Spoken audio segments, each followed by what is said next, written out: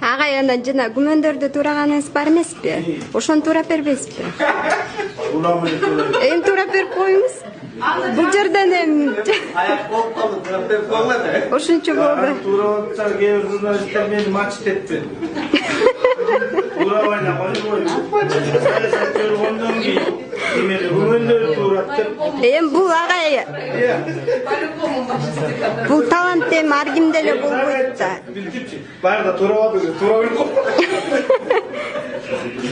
Күмөндөрдүн эми баягы үнү мындай Кыргызстандын жарандарына, кыргыз элине супер кудур болуп кулакка сиңип калган үн да. Мунуку необычный үн да, кырылдап мындай.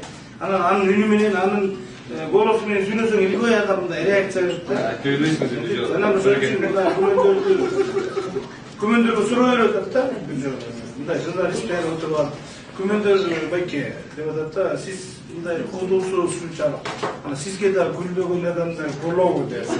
Күмөндөр жооп берет. Бурут карындашым, бурут анан обычно кырып туттурушат деп атат.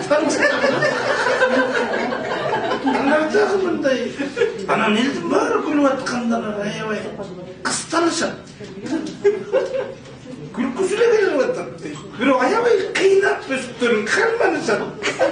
Анан элдин баары күлүп бүткөндөн кийин бири башкача күлүшөт. Суроо бердиң.